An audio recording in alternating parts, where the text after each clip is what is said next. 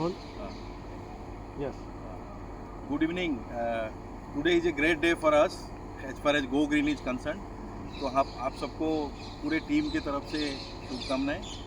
आज हमने जो एक छोटा सा पौधा लगाया था 7 साल पहले, आज एक बड़ा पेड़ बन गया है और फल भी देने लगा है, क्योंकि हम ये जर्नी 2 आदमी से शुरू किया था 7 साल पहले और आज 1600 लोग जुड़ गए हैं जो ऑन रोल है। उसके अलावा काफ़ी सारे ऑफ रोल में एम्प्लॉइज़ हैं, प्लस हमारे वेंडर्स हैं, कस्टमर्स हैं, सब मिलाएंगे तो कम से कम 2 से 3 हज़ार 5 हज़ार लोगों का जो कनेक्शन हुआ है गो ग्रीन के साथ, ये बहुत ट्रिमेंडस अचीवमेंट है।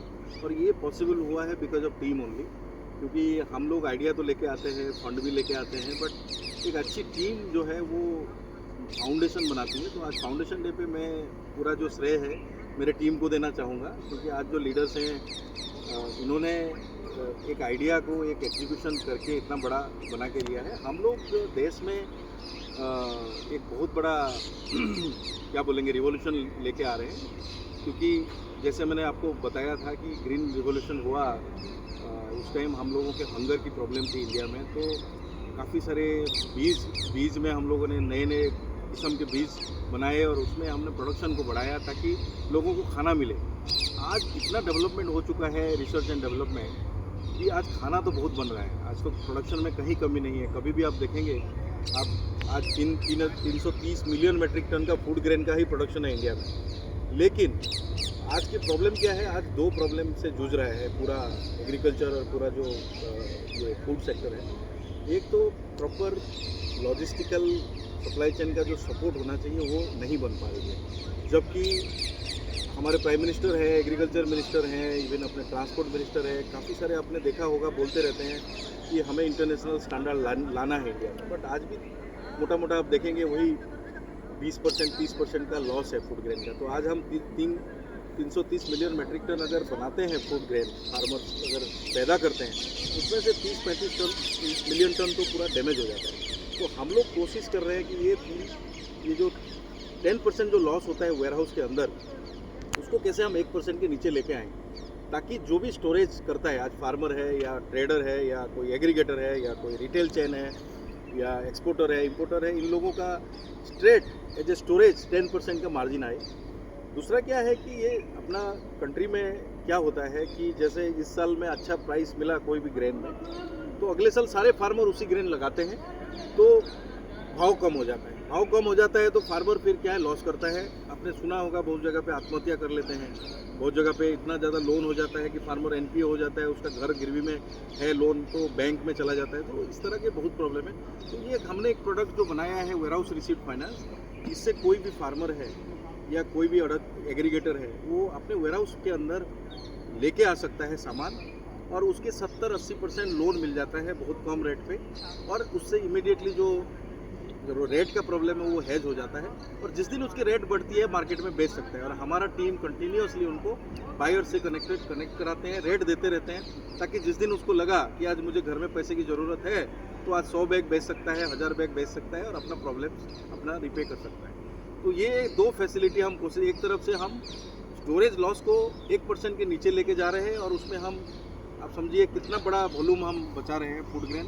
तो दूसरे तरफ हम डिस्ट्रेस सेल को फार्मर का बचा रहे हैं, जिससे उसकी वेल्थ क्रिएशन हो रहा है। आज एक तो उसके लॉस भी कम हो गया, और जो बाद में जो हाई रेट पे बेच रहे हैं 25-30-35% का प्रॉफिट भी कमा रहे हैं। तो एक फार्मर बेसिकली एक ट्रेडर बन रहा है। तो जो आज गवर्नमेंट की जो डबलिंग ऑफ फार्मर इनकम है, उस पर भी हम लोग का सहयोग रह रहा है वेयर हाउसिंग। और ये हो गया हमारा बेसिक जो ये टीम आज हम बनाया है। इसके अलावा आने वाले अगर आप देखेंगे, अब 7 साल में तो हमने खड़ा कर दिया है करीबन, देखेंगे 25 स्टेट में हम लोग हैं, करीबन 600-700 लोकेशंस में काम कर रहे हैं। हर एक महीना हमारा 25 lakh ton 2.5 million metric ton का हमारा ग्रेन रहता है हमारे पास दूसरों का। 3000 क्लाइंट्स हैं, जिसमें सारे एमएनसीज बड़े बड़े जितने भी फूड में इंडिया में काम कर रहे हैं, आप किसी के भी बड़े एमएनसीज मतलब फॉर्च्यून 500 कंपनीज का नाम ले लीजिए, हर कोई हमारे साथ काम कर रहे हैं। अभी हमने बैंकों के साथ और एनबीएफसी और बैंक्स के साथ टाई अप भी किया है, तो 40 बैंक हमारे साथ है। करीबन हम पीक में इस साल 7000 करोड़ तक जो वैल्यू का फूड ग्रेन बैंक्स का हमारे वेयर हाउस में था, जिसमें हम कोलेटरल मैनेजर थे।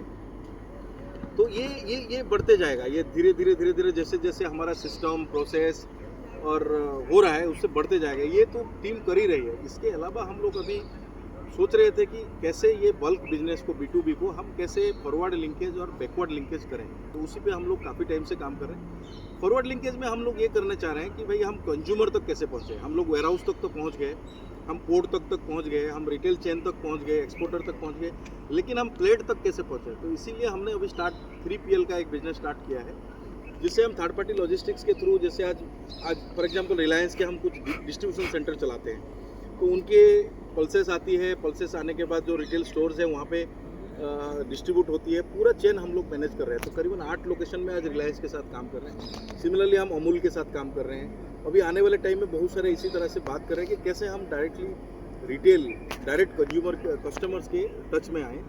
तो कुछ डार्क स्टोर्स की बात हो रही है, जिससे हम जो क्विक सर्विस है आज जो ई-कॉमर्स चल रही है उसमें हम पार्टिसिपेट करें as a storage partner, as a logistics partner. तो इस तरह से हम फॉरवर्ड लिंकेज में देख रहे हैं। इसमें टेक्नोलॉजी चाहिए, इसमें स्मार्ट वेयरहाउसिंग चाहिए, तो उसी पे हम काम कर रहे हैं। अभी रिसेंटली हमने हमारा पूरा ERP सिस्टम खुद ने डेवलप किया, तो हमारा अभी ओन हाउस हो गया। पूरे टेक्निकल एक टेक पार्टनर है, उनके साथ डेवलप किया। तो आगे बहुत सारा इसमें हम लोगों को काम करना है टू इंक्रीज द एफिशिएंसी और increase the footprint in the urban area also. और अगर आप बैकवर्ड इंटीग्रेशन में देखेंगे तो हमने अभी फार्मर के लेवल पे पहुंचने की कोशिश कर रहे हैं। It is a very very difficult task. बहुत लोगों ने कोशिश किया, बट तो हम लोग अभी माइक्रो वेयरहाउस के थ्रू हर एक गांव में 6 किलोमीटर के रेडियस में एक माइक्रो वेयरहाउस बना रहे हैं, जिसमें हम डायरेक्टली फार्मर को एनरोल कर रहे हैं और कोशिश कर रहे हैं कि उनके जो छोटे छोटे, जो आज क्या है आप देखेंगे, पहले ज़मीन का रेट बहुत कम था, आज ज़मीन का रेट बहुत ज़्यादा हो गया है। तो आज फार्मर के पीछे बैकयार्ड में जगह होता था कुछ सामान रखने के लिए, ग्रेन रखने के लिए, आज किसी के फार्मर के वहाँ पे जगह ही नहीं है, तो उसको स्टोरेज करता नहीं है और पानी में गीला हो जाता है, माल बिगड़ जाता है। तो हम लोग उसी गाँव के अंदर स्टोरेज की फैसिलिटी बना रहे हैं ताकि इमीडिएटली वो ग्रेन को लाके स्टोरेज कर सकें और जिस दिन उनको मार्केट में अच्छा भाव मिलेगा वो बेच सकें। उसके लिए हमने लोकल ट्रेडर्स को एसोसिएट कर रहे हैं, MNCs ट्रेडर्स को एसोसिएट कर रहे हैं, वहाँ पे डेली प्राइस डिस्कवरी की फैसिलिटी कर रहे हैं, डेली प्राइस वो देखें ताकि कोई वहाँ पे लोकल मर्चेंट जो है उसको कहीं झांसे में ना लाए और कहीं कम रेट में ना ले जाए। और MSP की इन्फॉर्मेशन दे रहे हैं, गवर्नमेंट के स्कीम्स की इन्फॉर्मेशन दे रहे हैं। मेरा जो फार्मर कॉन्टैक्ट मैनेजर है वहाँ पे वो डेली शाम को 10 से 15 लोगों के साथ बैठते हैं, गांव में मीटिंग करते हैं, उनको सारे स्कीम्स, पोस्ट हार्वेस्ट मैनेजमेंट की ट्रेनिंग सारे देते रहते हैं। और हम लोग जैसे इथानॉल प्लांट है या कोई फ्लोर मिल है, ऑयल मिल है, उनके साथ डायरेक्टली हम मीटिंग अरेंज करवाते हैं, सो दैट फार्मर को भी पता चले कि मुझे किस तरह से उगाना है, क्या उगाना है, कितना उगाना है, कैसे मुझे स्टोरेज करना है और कहाँ बेचना है। तो ये हम धीरे धीरे कोशिश कर रहे हैं। तो आज इसमें हमारा मार्जिन्स भी अच्छे हैं as far as commercial is concern, और उसमें क्या हमको स्टोरेज भी ज़्यादा गांव में मिलता है और प्रॉफिटेबिलिटी भी बढ़ रहा है। तो ये अब दोनों तरफ हम एक्सपांड करेंगे नेक्स्ट 5 साल में। कोशिश करेंगे कि हमें जो इंडिया से जो भारत की तरफ बैकवर्ड इंटीग्रेशन में हम गांव-गांव में पहुंच जाएं और पूरे जो ग्रेन आज फार्मर जो 100 किलोमीटर मंडी तक लेके आ रहा है और उसकी लॉसेस हो रही है, आज गाँव में ही हम वही फैसिलिटी लेके आएँ ताकि उनकी लॉसेस भी और मिनिमाइज हो जाए, उनको मार्केट लिंकेज मिले, उनको प्रॉफिटेबिलिटी मिले, उनको डोर स्टेप पे सारा सर्विसेज मिले, वो कोशिश कर रहे हैं। और हम शहरों में जो आप कंज्यूमर साइड में देखेंगे, डार्क स्टोर, डिस्ट्रीब्यूशन सेंटर के जरिए हम रिटेल चेन में डायरेक्ट कस्टमर्स तक पहुँचें, इसी का हम कोशिश कर रहे हैं। तो इसके चलते आप देखेंगे बहुत फॉर्मेट्स में, अलग अलग टाइप के फॉर्मेट्स वेयरहाउसिंग में हम आने वाले टाइम में करने वाले हैं और ये टीम बढ़ने वाली है। तो इस साल का जो आने वाला साल है उसमें हमने टारगेट्स रखा है कि भाई जो हम 7,000 करोड़ तक हम CM में पहुंचे थे उसको 10,000 करोड़ तक लेके जाएंगे, AUM सारे बैंक्स और NBFC का मिला के। और ओवरऑल जो आज देख रहे हैं जो 8,500 करोड़ का हमारा जो इन्वेंट्री था जो पिक में, उसको हम 12 से 13,000 करोड़ तक हम लेके जाने का सोच रहे हैं। तो ये हमारा एम्बिशन है। इसके लिए काफ़ी सारे नए टीम मेंबर्स आएंगे। और हम लोग अभी क्या किया है कि बहुत छोटे छोटे लोकेशंस है, छोटे छोटे स्टेट्स हैं जहाँ पे